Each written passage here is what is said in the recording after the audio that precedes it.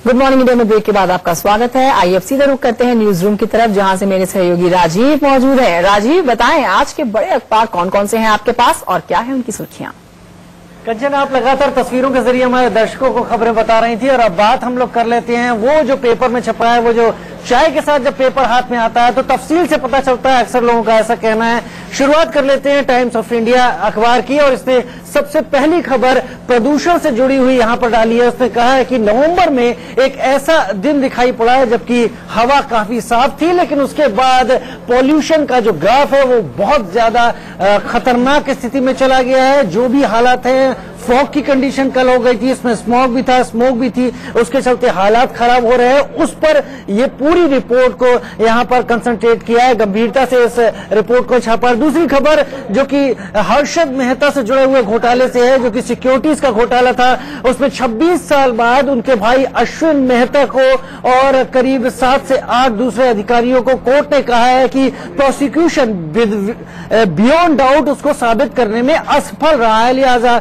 उनको बरी कर दिया गया है। टाइम्स ऑफ इंडिया ने इन दो खबरों को प्रमुखता से छापा है। दूसरा पेपर दैनिक भास्कर हम यहाँ पर ले रहे हैं, और दैनिक भास्कर ने भी जो पहली खबर कंचन यहाँ पर ली है वो भी प्रदूषण से जुड़ी हुई ली है। लिखा है जानलेवा हालात, दिल्ली में अब तक सबसे ज्यादा प्रदूषण और 3 दिन ऐसे ही हालात बने रहेंगे।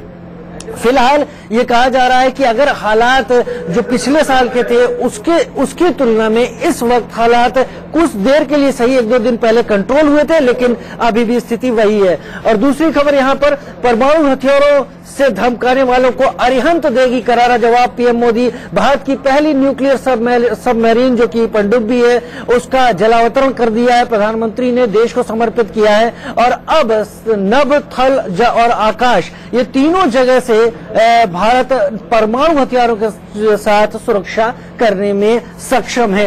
ये दैनिक भास्कर ने यहाँ पर प्रमुखता से खबर छापी है। और अगर अब मैं हिंदुस्तान टाइम्स की बात करूं तो हिंदुस्तान टाइम्स ने जो पहली खबर यहाँ प्रमुखता से छापी है वो खबर है Delhi goes on up after sharp AQI spike, यानी प्रदूषण से जुड़ी हुई एक बार फिर खबर। तीसरा पेपर है जिसने प्रदूषण को इस वक्त अपनी फ्रंट पेज पर रखा है, फ्रंट पेज पर जगह दी है। ग्राफ के जरिए बताया कि अचानक कैसे बेहतर होती है हवा, लेकिन उसके बाद रेड जो ग्राफ है वो काफी ऊपर चला जाता है, यानी स्थिति हाथ से निकल जाती है। दूसरा यहाँ पर government suggest court not always final word एमिड temple debate. दरअसल एक अधिकारी से जिनका नाम इस रिपोर्ट में नहीं छापा गया है, उनसे पूछा गया क्या राम मंदिर पर सरकार कोई कदम उठा सकती है, कोई अध्यादेश ला सकती है या बाकी चीजें, तो उनका कहना है कि कोर्ट ही फाइनल वर्ड नहीं है, सरकार भी इसमें काम कर सकती है। हालांकि उन्होंने कहा कि राम मंदिर से जुड़ा हुआ मुद्दे पर वो बात नहीं कर रहे हैं और ना ही बता रहे हैं, ऐसा सरकार के अधिकार क्षेत्र में आता है। तो एक इशारा है कि सरकार चाहे तो इस तरफ जा सकती है। और अब हम बात करते हैं नवभारत टाइम्स की, और नवभारत टाइम्स में ग्रेटर नोएडा की शारदा यूनिवर्सिटी से गायब एहतेशाम बिलाल, जिसको कहा गया कि जो ISJK का टेररिस्ट बन गया है, उसको लेकर जांच एजेंसीज श्रीनगर उसके घर पहुंची और वहां पर पता किया, उनके परिवार वालों से जानकारी हासिल की, उसको यहाँ प्रमुखता से छापा। और दूसरा मंदिर के ऊपर संतों की अमित शाह के साथ जो बैठक है वो जल्द होगी, क्योंकि कुछ दिन पहले संत समागम भी हुआ था, उन्होंने भी कहा था कि अब सरकार को कदम उठाना ही होगा।